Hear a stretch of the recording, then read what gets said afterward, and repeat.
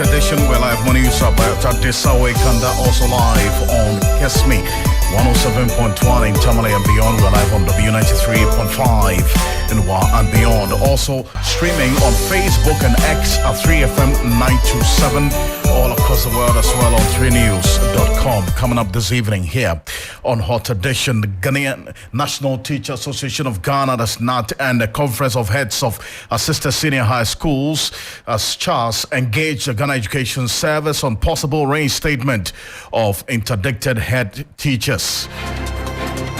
We'll give you details of this all-important meeting earlier today and run through the names of the 11 head teachers who have been interdicted over the last less than 2 weeks by the Ghana Education Service for charging wrongful or illegal fees, according to the GES. Also, the NDC 2024 flag bearer and former President John Dramani Mahama to pick his running mate in February 2024.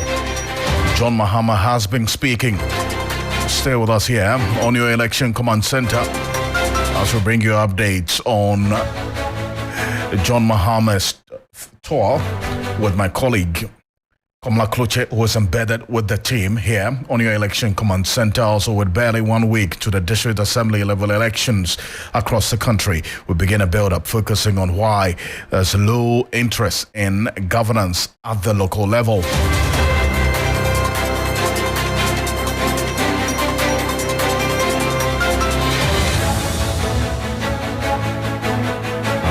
Well, all this plus the latest in business, sports, and entertainment coming up over the next 60 minutes here on Hot Edition on 3FM 92.7. Remember, we're also live on Kiss Me 107.1 in Tamale and beyond, also on W93.5 in Wa and beyond. Let's get into it now. I am Alfred Ocansey. The Ghana Education Service is to reinstate the interdicted head teachers of senior high schools by the close of this week. The Ghana Education Service took the decision after a closed-door meeting with the leadership of the Ghana National Association of Teachers NAT and the Conference of Heads of Assisted Senior High Schools CHAS in Accra. As you may already know, 11 head teachers were interdicted by the Ghana Education Service across the Greater Accra, Ashanti and Bono regions for allegedly charging unauthorized fees from new students, as Form 1 students reporting to school. This was contained in a separate press statement issued by regional GES officers. A statement announced that the Ghana Education Service had initiated comprehensive investigations into the conduct of these heads. General Secretary of the Ghana National Association of Teachers, NAT, Thomas Musatanko, who was part of the meeting, has lauded the GES for considering the association's plea to reinstate the heads. He spoke exclusively with our labor correspondent, Daniel Opoko, earlier today. And I want to say that yesterday, the National Executive of the Ghana National Association of Teachers had a fruitful discussion with the Director General and with the leadership of the GES. And I want to use this opportunity to thank the Director General for the fruitful discussion we had. The CHAS president himself was there. We had a fruitful discussion yesterday, and I believe that the discussions we had yesterday, the director took notice of all the issues that we raised. So we are hopeful that all that has happened will be put to rest as soon as possible based upon the discussions we had with the Director General. And we want to urge all the SHS heads at this particular moment that once their president was there, whatever it is, their president will communicate the rest of the outstanding issues to them. I don't want to go on air disclosing them because we had a meeting and their president was there. So once the president was there, the understanding was that the outcomes or the outcome of all the issues that we discussed will be communicated to the authority. All that we are saying is that at this particular time, there should be a way out of us working together with the Ghana. And the GES cannot do it alone. Sure. The GES cannot do it alone. And looking at the timing, we have the SHS ones in school. Okay, they have reported. they will certainly need these head teachers to give some kind of guidelines and directive as to how the management of the school and other related matters should be done. And if at the beginning of the first semester we are having all these challenges, it can have a significant amount of effect and impact on what happens or what should happen in the school. Sure. And that is what we want to avoid. And we've had extensive discussion with the Director General yesterday. The National Executive of NAT did that yesterday.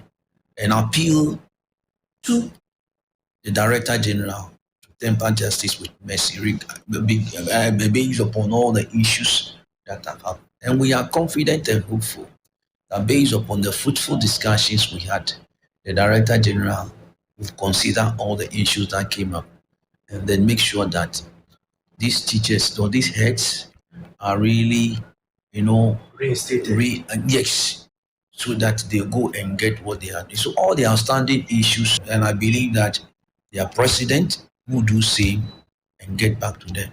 And I believe that by the close of the day, all the issues and all the difficulties, the differences that came up, that leading to the interdictions and all that, everything will be put to rest. And we are hopeful. So that's the General Secretary of the Ghana National Association of Teachers, NAT. That's Thomas Mota Tanko there, talking about the decision, according to him, that the Senate has been taking to reinstate the 11 interdicted heads of senior high schools for, according to the GES, charging unauthorized fees after this meeting between the Ghana National Association of Teachers and the Conference of Heads of Assisted Senior High Schools, CHAS. This is a decision that has been reached. But Dr. Peter Partenti is the Executive Director of the Institute for Education Studies, IFS, is joining us on the telephone. Doc, thank you so much for joining us here on Hot Edition. Now, there's one concern here that when all of this was going on, it appeared, according to the likes of NAGRA, that the teachers were being punished for being or taking the initiative to address the challenges they are faced with because government subventions don't come in early. Is that the same intention or the feeling that you get about all of this, how things are played out? Thank you very much, and good evening to your listeners. No, really, I don't have that feeling. I think that first and foremost, it's coming from Thomas that these tests are going to be reinstated. I would wait to see the letter reinstating them because most times we get some of this information and later the authorities will come and tell us different stories.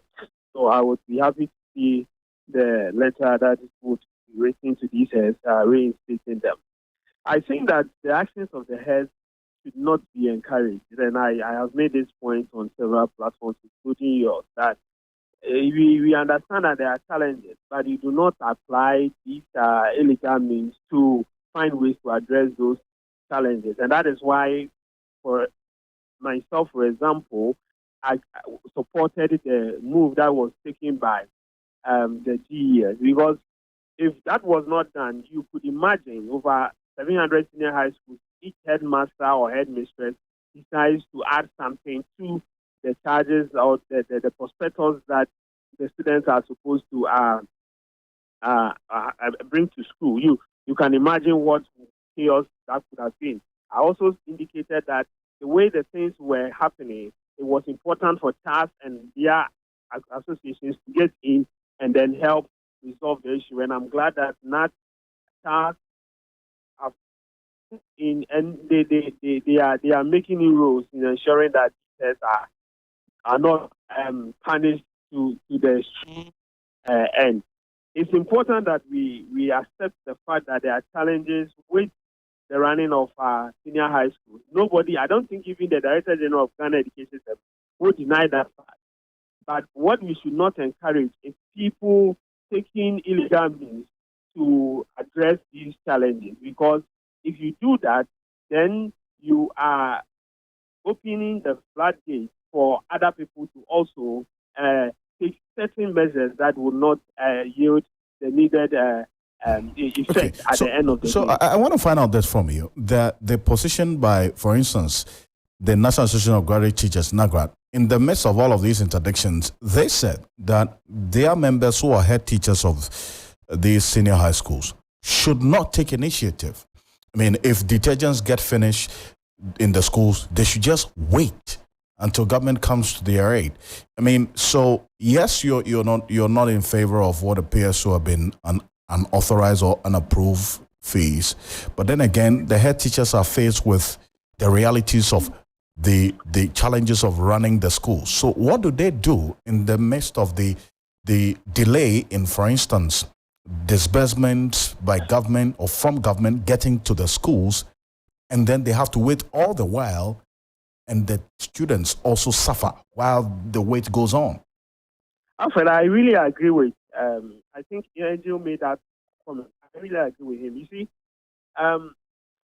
let's take it on this level. You see how the pictures of these heads have been publicized, and then the psychological impact on the family, on the friends, and other things.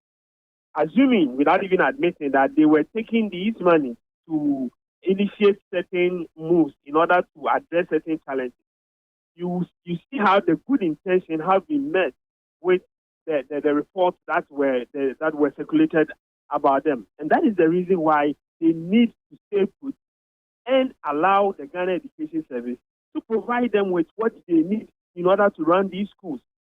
Most of the times we go to these people, and I've read you are always on the field, you understand these things. You go and ask these heads to explain to you or to tell you the challenges that they are facing. You know the response that they give you. There are no challenges that they are facing. Oh, everything is on. Everything is coming up. And those who are even able to say one or two things, normally they say it without giving you the go-ahead to even mention their names and so on and so forth.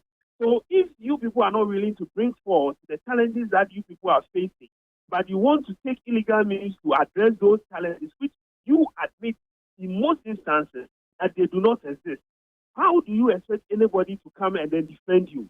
I think that what my senior brother Angel said is true.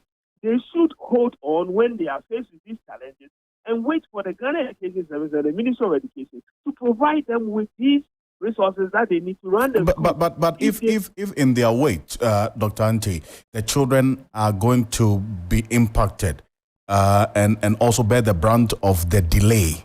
For instance, if detergents, for instance, get finished in the school, and it's a girls' school, say for instance, and they need this, it's because of hygiene matters, and that's what Angel Kabono said when I spoke to him, that the hygiene needs of a girls' school are very different from a mixed school or a boys' school. Detergents get finished typically in the girls' school, and it's taking, say, 2 weeks, 3 weeks for government interventions or subvention for detergents to come. You are proposing that the head teachers should just wait while the students bear the brunt of this? So what do? What they're supposed to do is to write to the relevant authorities and let them know the state of your administration in terms of these challenges that you are facing. If the administration attends to those needs, fine. If they do not, you do not take any initiative, that is classified as illegal, because at the end of the day, you would be disgraced, your name would be on various platforms, your family and all those psychological impacts would be on your head and that of your family. And we don't want the heads to go through this. So when you are faced with challenges, write to the relevant authorities. Let them know the state of the challenges that you are facing. If they are able to provide you with the needs, the list of whatever it is that you send them, that is fine. You continue to do your work. If they are not able, you wait. You don't take any illegal means by asking parents to pay 1 or 2 or 3 things, because when it happens like that and the Ghana Education Service comes in, they will not admit the fact that they have not provided these things to you. But they will say that you are taking illegal fees from innocent parents, and your name will be publicized, and everybody will speak ill of you and your family. And that is why we are saying that don't use any illegal means to take money from parents. If you write to the relevant authorities and they ignore and they have not addressed your challenges, what you do is to contain the situation and wait till they attend to you. Let's see that, and I appreciate your thoughts on this as always, Dr. Peter Partenti. Thank you so much. is the Executive Director of the Institute for Education Studies, IFS. Earlier, when I spoke to the President of the National Association of Graduate Teachers, NAGRAT, Angel Kabono, this is what he said. In the absence of the resources that government ought to have provided. Unfortunately, government has not been able to provide all the resources that we need to run the schools. So the headmasters and headmistresses attempt to make interventions. Look, as I speak to you, prepaid is in arrears. Monies that are meant for examination are in arrears. So it is not as if government has sent all the resources to the schools. But these headmasters and headmistresses are trying to make possible the challenge situation. For example, they know that there are some parents they can talk to who will be willing to contribute to the school. Now, you say they don't have the right to talk to any parent, and that if anything at all, the PA, that is the Parents Association, should do it themselves. They should do it themselves for what purpose? So that they can mobilize resources for the school.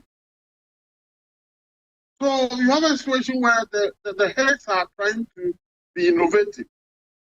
And any time they try to be innovative, they find themselves in trouble, like 11 heads are in trouble right now. So the government says it is adequately, it is in the position to adequately supply the resources to the schools. So let's wait. When the resources come, we run. If there are no examination papers, we don't do the exams.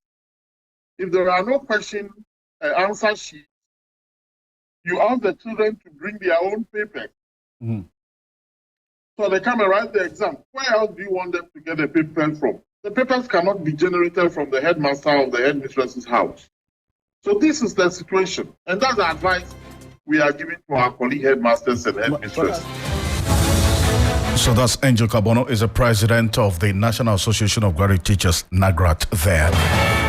This is Hot Edition on 3FM, also live on KESME 107.1 in Tamale and also on W93.5 in Y and beyond. If you just joined us, the Ghana Education Service is to reinstate the interdicted heads of senior high schools by close of this week.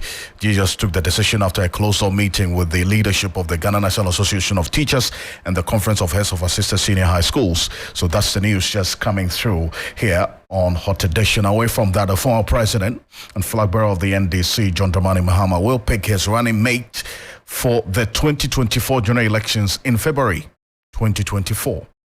This comes as pressure continues to mount on the former president to name a running mate for the upcoming elections. According to the 2024 National Democratic Congress flag bearer, he alone cannot take that decision on who becomes his vice presidential candidate. He says, per the NDC's constitution, the Functional Executive Committee, FEC, the Council of Elders, and the flag bearer will have to meet and go through the list of possible candidates and decide on one. John Mahama said this while interacting with the chiefs of Sefirioso in the Western North region of Ghana, Katachie Kwesi Bomangwa II, earlier today. Na neka ho MC region bia mekobia obia wo the candidate and so meka say ye bompai meka wo bono say ekwan a ye de eyi running mate no ya throw your constitution mu na nya me nko a na me use nipa no ya me Functional Executive Committee and the Council of Elders and the DAT na ya share lista nkofo esefata se eyi ni perfume enti ya share sa list na nyina ya dwen ba ko na eyi ni pa ba ko na sa dwumedin no so afie bai ene bai sa dwumedin no ebia nyame adoma February bosomi ene bai san nipa no enti omo a ompese yi omu nipa bia obi amompai say Ebeka Makoma, any Council of Elders Akoma, any Functional Executive Committee for Nina Akoma, any National Executive Committee for Nina Akoma, na Omo yi say nipa no amamo. Nti we the mestre say ina benya botre na emre no duru ho a nipa nyame aka say si nyame na si hene nti nipa nyame be yi na aka me ho no ye be adwuma magana fo nyina obi anim say NDC ye mo. So that's John Mahama there, and Dr. Sasante is a senior lecturer at the University of Ghana Political Science Department. He's joining us. Dr. Sasante, I thank you so much for joining us here on Hot Edition on our Election Command Center. Now, this is John Mahama outlining the processes for the selection of a running mate. But from your own lenses, what are some of the qualities that should inform that particular decision? Thank you, Alfred, for the opportunity, and good afternoon to your listeners. There are a whole lot of factors that are considered when you are looking for running mate. One is the issue of competence. You want to see that the person you are bringing on board is competent enough to partner the flag bearer. Remember that you need the competence in the sense that at the end of the day, we are talking about record. If the president is not available or doesn't want to continue holding that office and there is a need for a replacement, are you sure the person you have put in place is competent enough to assume the position of the president and then run the affairs of the state? So that is why competence is critical. Apart from that, you also, the competence is tied in with what? Your record. We want somebody who has record, proving record, not necessarily in politics. It can be any discipline, it can be any field of endeavor, but you want somebody with some amount of what, record that can support his candidature. And of course, you also, because the whole business of election is a game of numbers, you always need what? Somebody who is popular. Popularity is critical. Somebody who can draw in the votes, who can support the president to get maximum votes that will enable the president to win the presidency. So popularity is important. And by popularity, we are saying that one aspect of it is that you need more constituency. Constituency in the sense that we are not talking about the constituency you hail from, but we want to see the number of groups, associations, organizations, and the social structures that you are closely associated with, which we believe that when they all decide to vote, they will vote, massively for you. So it is also critical. Then we want somebody who has less baggage. I admit that there is no perfect human being, but we want somebody with little or no baggage at all, so that it doesn't become the raw material for campaign for their opponent. If you have somebody who carries a lot of baggage, obviously the opponent, your opponent, is going to capitalize on that and launch a lot of hitting attack on you. So instead of having precious time to campaign and sell out your policies and programs, you'll be spending a lot of time, dealing with or responding to the things that he says about your candidate. So that is why we want somebody with at least some reasonable record of integrity. Then you need somebody who can also rub shoulders with anybody who emerges from any political circle, any running mate. You should be able to rub shoulders with the person. We don't want to somebody who is, not confident and all that.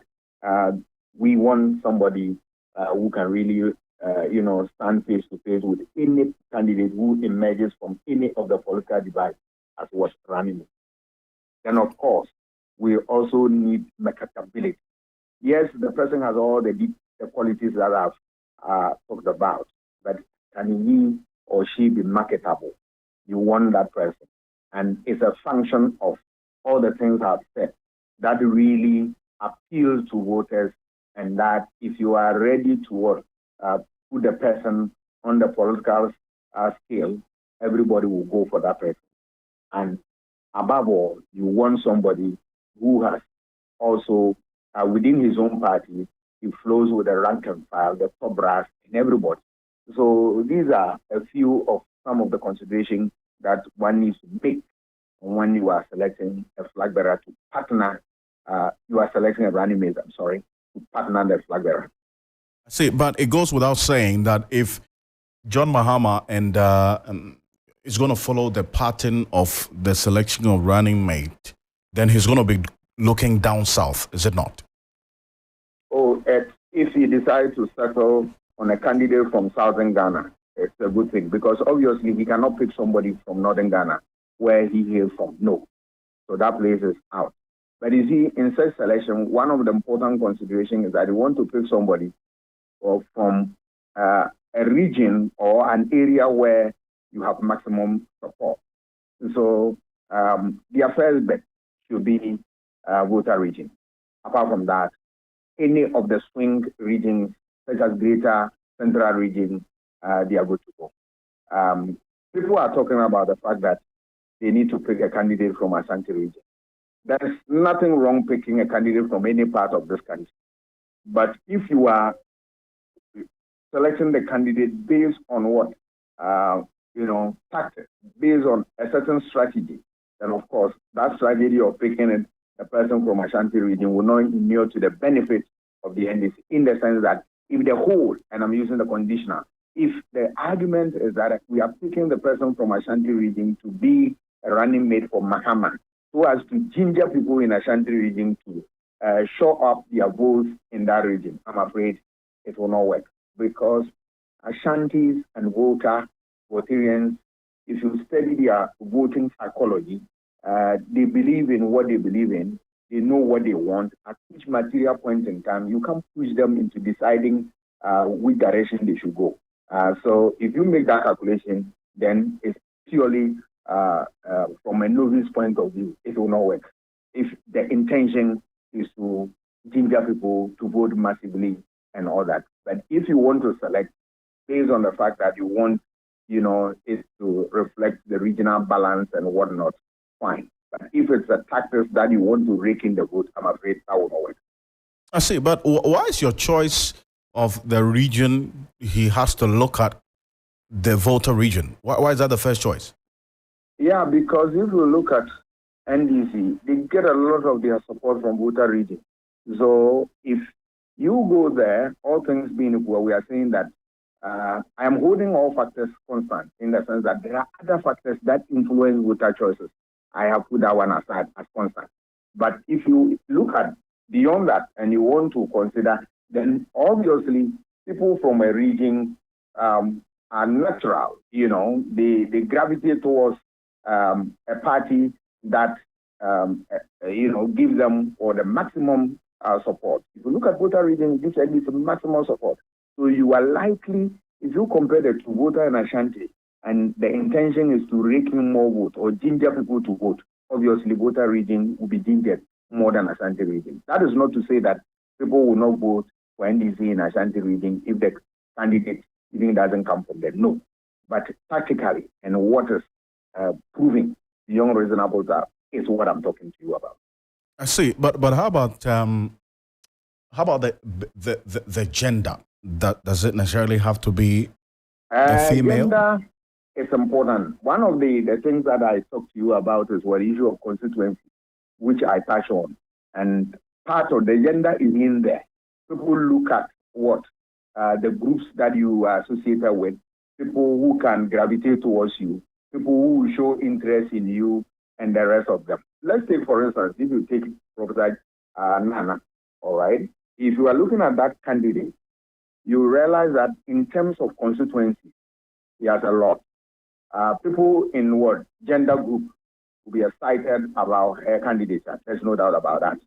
People in academia are excited about the fact that was the first woman vice chancellor, all right, in academia. There are people who are moving towards that type of achievement. Not only that, the woman has what also hails from central region. Obviously, that factor will also be brought to bear. And I am told from reliable source that he has also a certain voter connection, all right, that, her stepmom from Volta, and he supported the development of herself and the rest of them. So that constituency is also there. Apart from that, you look at even one of the things that we also consider is the issue of popularity. And popularity comes from, if you are being in government, which of the ministries have you held is also what? A function of popularity. If you look at the education ministry, which the woman held, you realize that in almost every home, you have people in education at one level or another. So that name becomes a household name, and it's easy when you are selling that name.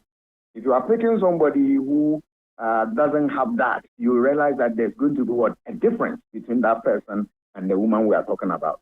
So these are some of the considerations. If you hold certain positions that was so popular, obviously you become popular. Finance ministry, ministry of what?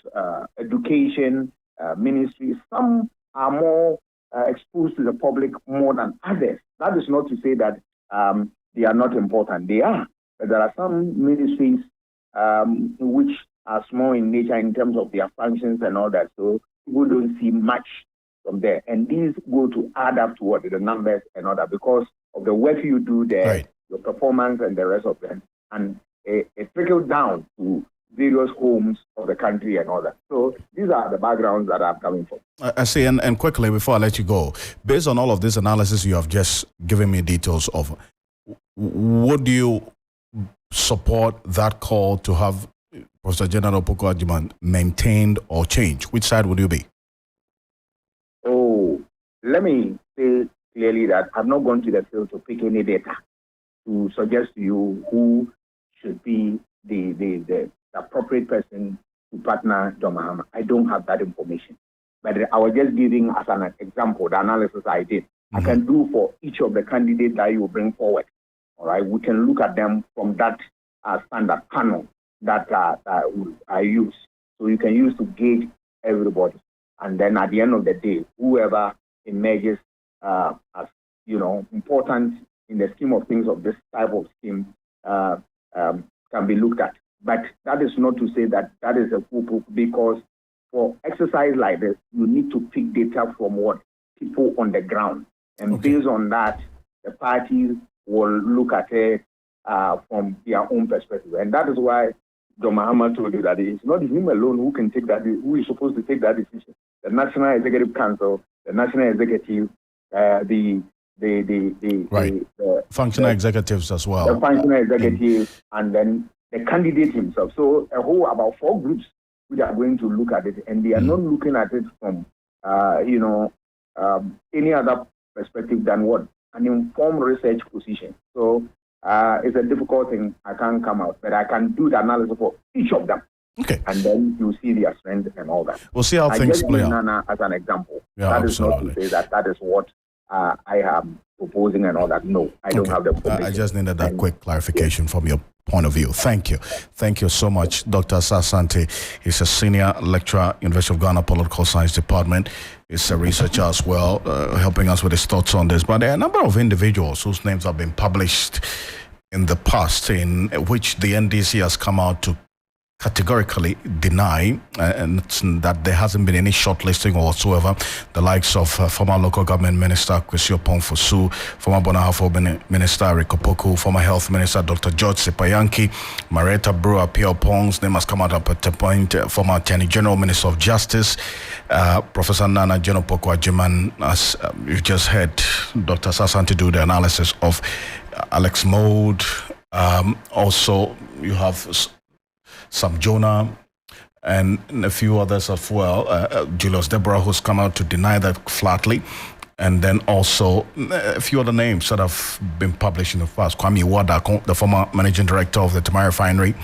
And then also some others as well who have formed groups asking that their candidate of choice be considered, including the likes of Dr. Zanetta Rawlings, the Member of Parliament for the Klotekole constituency, a few others as well. But it is, as John Mahama has stated, February 2024, a couple of months away from now, we'll get to know who partners him going into election 2024. On Tuesday, December 19, 2023, Ghanaians will go to the polls in the 2023 district level elections to elect assembly and unit committee members for the various metropolitan, municipal and district assemblies.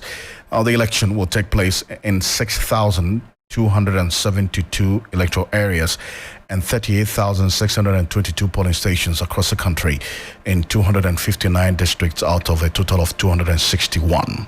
There will be no elections in the Nkranza North and South in the Bonois regions because the polls were held. Now, in the two districts in April 2020, and the next one would be conducted for both districts in 2025. Now, per Section 6 of the Local Governance Act 2016, Act 936, as amended by Act 940, district-level elections are to be held every 4 years, with an interval between the district-level elections and the presidential and parliamentary elections being at least 6 months apart.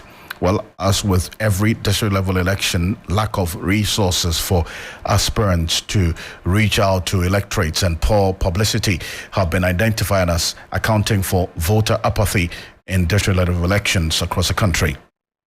Now, some residents of Damongo in the West Gonja municipality of the Savannah region have been sharing their thoughts on the upcoming district level elections. My colleague Christopher Marco is there and he's joining me on the telephone for a quick conversation on this. Chris, thank you so much for joining us here on Hot Edition. You are in that particular area, West Gonja municipality. What are some of the views that the residents have been sharing with you? So, Alfred, basically, ahead of the December 19th local level elections, what the residents of Damongo in the West Gonja municipality have talking about how to do the fact that there is low publicity ahead of the elections, and for that matter, a lot of the people in the municipality are not even aware that the elections will be on the 19th of the. So, that is all that usually characterize elections. It makes sense. Damongo talking. Very few activities ahead of elections. Earlier today, there was stakeholder engagement of the NCCE with some residents to, as it were, educate and inform them about the upcoming elections. I have been engaging some residents. Let's take a listen to what they've been saying. It's as a result of the failure of the past leaders to deliver up to their mandate. That is what is causing it. But as a young man who is very passionate about their issues, and someone who have already worked in rural communities, social mobilization is very key in most of these activities. Often we have assemblymen that are voted. Even when they are going for assembly proceedings, they don't even resort back to the community to sit down and pick their ideas before they go. And what happens, they don't even come back to them to relay such information to them. I think these are some of the things that are causing what the apathy so far assembly elections are causing. There's a lot of burden on them, a lot of burden. As I speak to you now, as an aspirant, if I tell you how much I've spent so far in campaigning, it will surprise you. And not just with the things that you go around to do. Some come with personal problems that sometimes we have to attend to them. But we feel that we want to serve the people. They come with their problems. We cannot neglect them. Definitely, we have to support them. And so on a daily basis, we have people coming in. Have a problem. Some of them are medical cases. Some of them are educational cases. And then we are able to at least attend to them. But sometimes we just ask ourselves, you are doing all this. You are not going to be under any allowance. So how will you get? Clear concerns there, Chris, and a number of them have already started spending, taking care of the personal needs of residents to get them to vote for them? Yes, Alfred, if you come up north here, one thing is that the electoral areas are spread out, unlike in the urban centers. You have an electoral area with 4 or 5 communities, and these people see the assembly members, even they prefer them than the members of parliament who represent them as the highest political decision-making platform. And so the assembly members are always at the receiving end of some of these responsibilities. Some of them will have to provide them with street lights, others will have to see to it that when they get police cases, they go in and they talk to take the cases out of the police station. So it's a whole lot of responsibility. But one issue has to do with the lack of resources for these members, and that has been a topical issue for aspirants in this year's election. Chris, appreciate your time. Thank you so much. Christopher Marco joining us from the Savannah region, specifically in the West Gonja municipality. Let's say a bit further on this. And local governance expert, Dr. Frederick Ejakodro. Dr. Frederick Ejakodro, thank you so much for joining us here on Hot Edition. Do you get the sense that the impact, influence, and appreciation of the assembly member is much more in the rural areas than in the urban communities, at least based on what we have just heard, that even before the election, some of the aspirants have started taking care of the personal needs of residents? Well, the point is that the role of an assembly member in a community, there is a legal side to it and there's the evolving side. And especially where you have a smaller community, that is the non-urban area, people know each other. In such communities, people can easily identify who the assembly members are.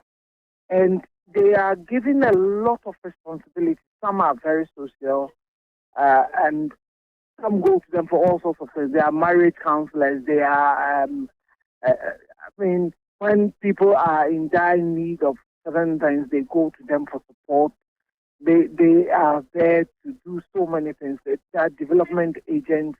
They mobilize people for development in some of such communities. But if you come to the urban centers, sometimes within an electoral area, you hardly get to know who is in the assembly member for that area. It is more because of the population issues. I mean, people in urban areas tend not to even know who the assembly members are. And there is a greater apathy in such communities compared to that of the non-urban areas where people know each other, people relate more closely to each other.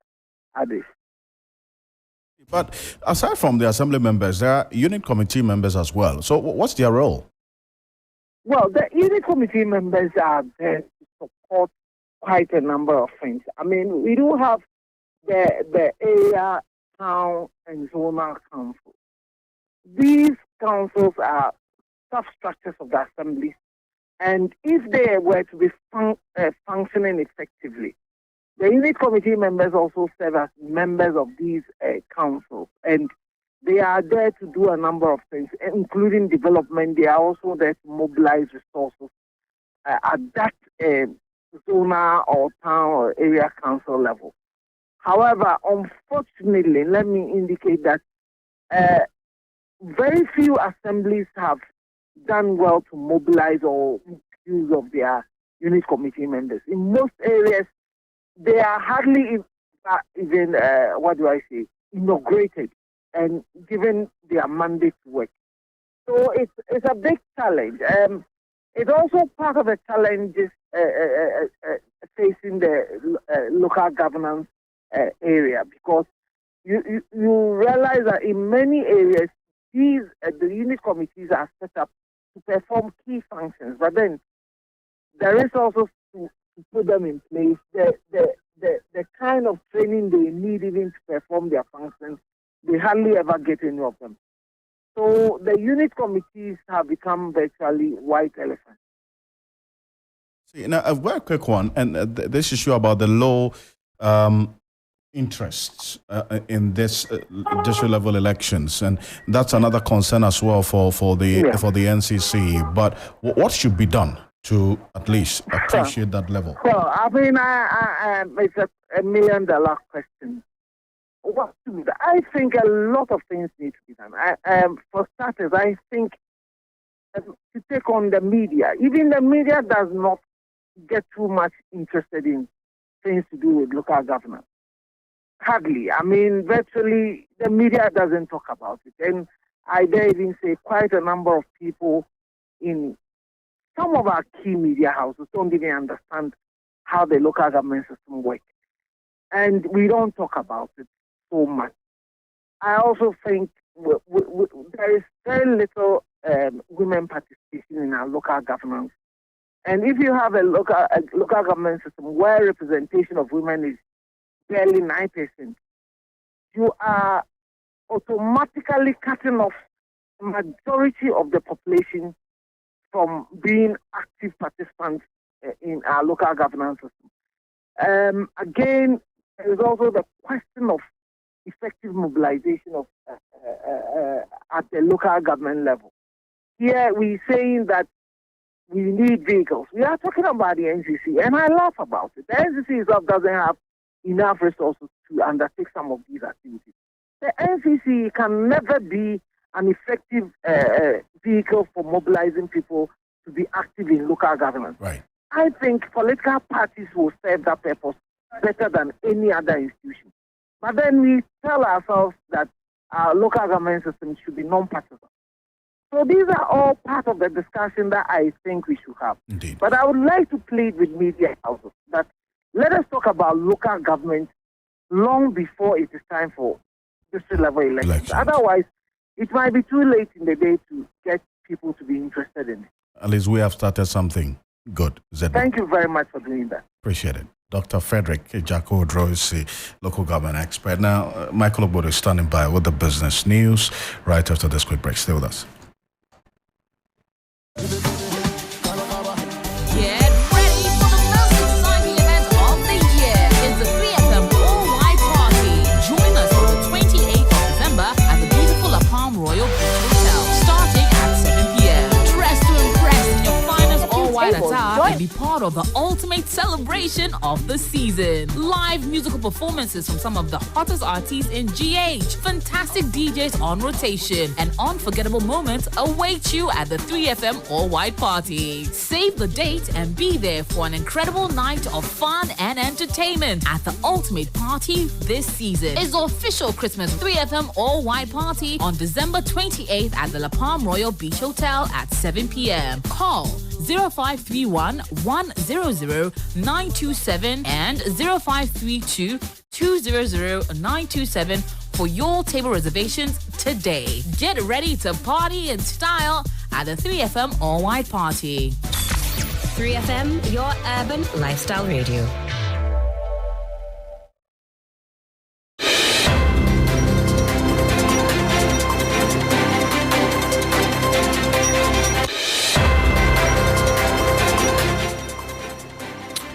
Hello there, good evening. Welcome to the business segment here on Hot Edition. I am Michael Obodu. Coming up, Professor of Finance at Gimpa Business School urges government to diversify revenue sources beyond treasury bills. We'll bring you the details shortly. Stay with us.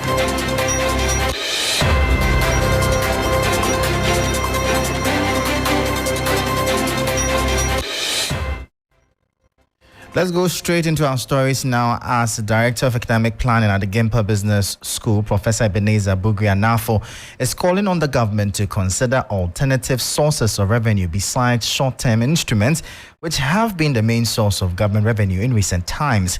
Analysts have predicted that the government will continue to rely heavily on treasury bills next year to meet its financial obligations as the country continues to face restricted access to the international money market due to low credit ratings. Professor Nafo believes the government's continued dependence on treasury bills stifles economic growth and promotes unemployment. So we'll hear from Professor Bugrianafo shortly.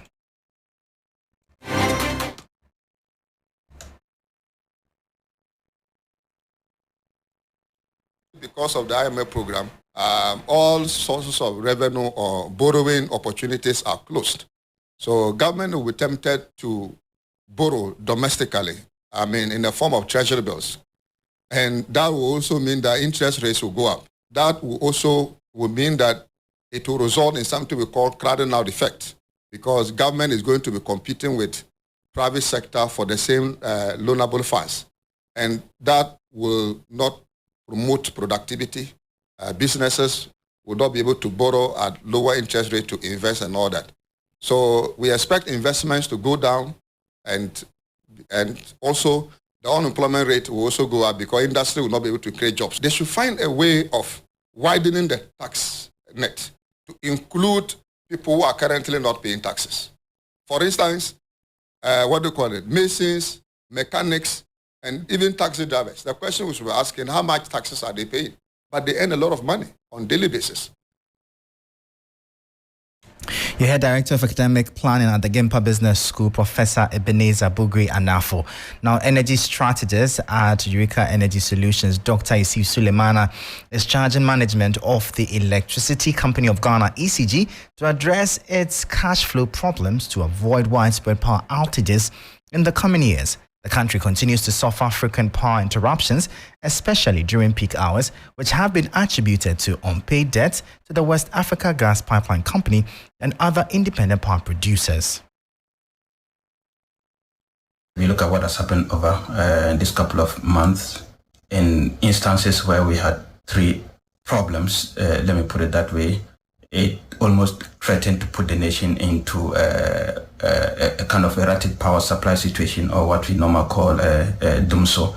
Largely, these issues that I talked about, apart from the technical issues periodically from the gas supply and at Tuabo, most of it has to do with finances. So indicating that either we are not generating the required finances to be able to meet whatever power that is supplied to the distributor, or something else.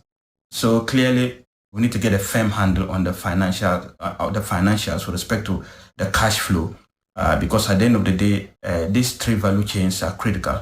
And if you have some inefficiencies within one, the cascading impact on the other will be die. On the others will be die, and by extension, the overall power dependability will be something to be worried about. Dr. Isif Sulemana is an energy strategist at Eureka Energy Solutions. Now, finally, a former Minister of Health under the Kufuor administration, Dr. Richard Winfred Anane, has highlighted the lack of health infrastructure as a major obstacle to Ghana's aspirations to become a leading health tourism destination in Africa. Despite the Ministry of Health's initiative to establish specialized centers of excellence for treating complex diseases, the vision has not materialized after several years. Dr. Nani shared his concern with three business on the sidelines of the Ghana College of Physicians and Surgeons Maiden College Awards, where he received a Policymaker Award for his contribution towards the establishment of the college. First and foremost, if you don't have people who are going to cater for the patients, how can you say that Ghana can become a health destination? So the first thing, make sure you have the doctors, make sure you have the facilities, make sure you have the hospitals. When all these things are done, then we can think about Ghana becoming a health destination. We are now building up the people who can take care of the patients. We also must also ensure that we have facilities in the establishments.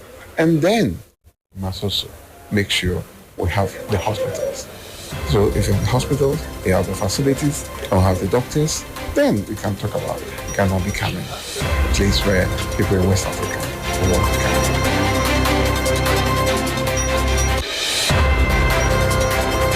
So that was the voice of Dr. Richard Winfred Anani, a former Minister of Health, bringing an end to the business segment here on Hot Edition. For more business stories, please check out our website, 3news.com. I am Michael Obudu. Thank you for listening. As always, please stay safe. Up next, the sports with Billy on standby.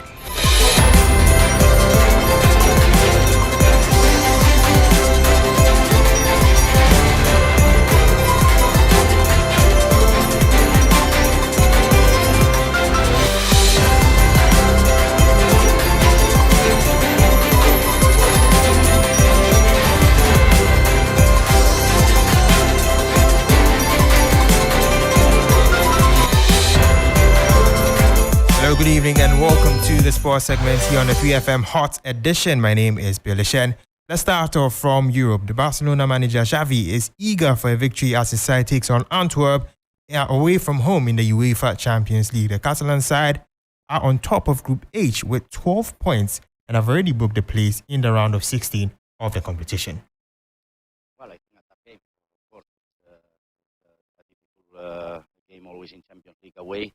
But we want to win. It's a good opportunity maybe for the young players, for the players that are not playing so much in the last game. So we won. We want to finish well this group stage. That was Barcelona manager Xavi there. Now, Newcastle manager Eddie Howe is hopeful of getting a positive result against AC Milan as they look to keep their round of 16 hopes alive. They are currently on third in Group F with just 5 points earned. Can't play, thankfully. Milan watched a lot of football in the preparation for this game, and I think they're a very dangerous team, and I felt that before the first game. I think having that game was a real benefit for us because I think we learned a lot about ourselves in that first match, but also about Milan. So I respect the coach who's done a very, very good job, and they've got some top players. That was Newcastle manager Eddie Howe. Before I do go here, the fixtures in the Champions League for tonight. There's Leipzig who will be facing Young Boys. There'll be Man City facing Red Star Belgrade. Atletico will face Lazio. Celtic will face Feyenoord. Celtic will face Feyenoord. Dortmund will face PSG. Newcastle will face AC Milan. Porto will face Shakhtar. And Antwerp will be facing Barcelona. That brings an end to the sports segment here on the 3FM Hot Edition. My name is Billy Shen, and up next is entertainment with Ekofa.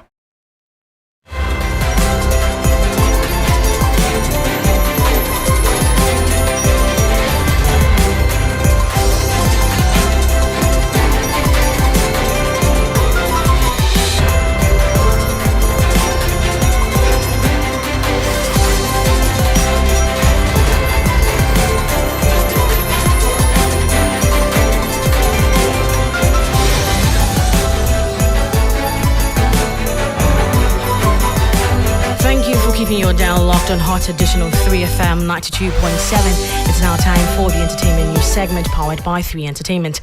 My name is Akofa Ifua Asantua, the Ghanaian journalist who is set to attempt to break a Guinness World Record for the longest singing marathon by an individual. This December has declared her deep love for the late Ghanaian dancehall artist Ebony. According to her, she loves everything about the late singer who lost her life through a horrific car crash in February 2018. Ifua asserted that Ebony's passion for music won her heart as she could easily resonate with her. The journalist made the statement when she was asked who she would have loved to see at the venue aside from her family. Aside family, who would you want to be present that you see this person and say, wow, this person actually came to take a seat by me? She's no more. Ebony. Ebony. You would have loved her to be there. Why Ebony? Her passion for music. What about Ebony would have made you love? She loved music, and I could easily resonate with her. I remember I used to tell my husband during her performance that I can do exactly what she was doing, but it's just unfortunate that I was an entrepreneur, and you know that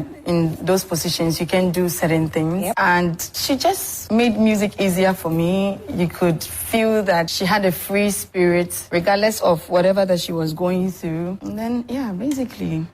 Well, Miss Dunim sent in her application for the attempt and has been approved by the Guinness World Record Board.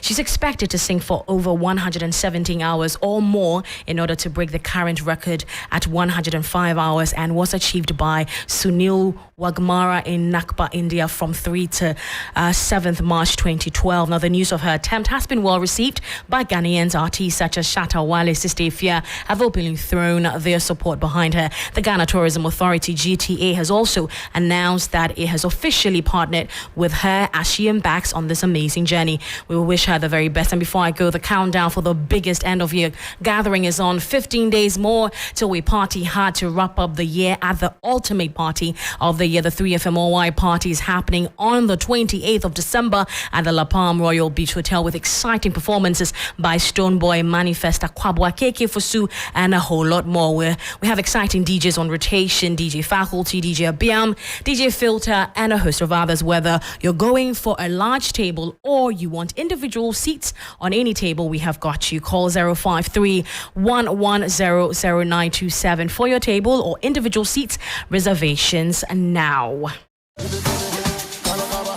Get ready for the most exciting event of the year. It's the 3FM All-White Party. Join us on the 28th of December at the beautiful La Palm Royal Beach Hotel, starting at 7 p.m. Dress to impress in your finest all-white attire and be part of the ultimate celebration of the season. Live musical performances from some of the hottest artists in GH, fantastic DJs on rotation, and unforgettable moments await you at the 3FM All-White Party. Save the date and be there for an incredible night of fun and entertainment at the ultimate party this season. It's the official Christmas 3FM All-White Party on December 28th at the La Palm Royal Beach Hotel at 7 p.m. Call 0531 100 927 and 0532 200 927 for your table reservations today. Get ready to party in style at the 3FM All-White Party.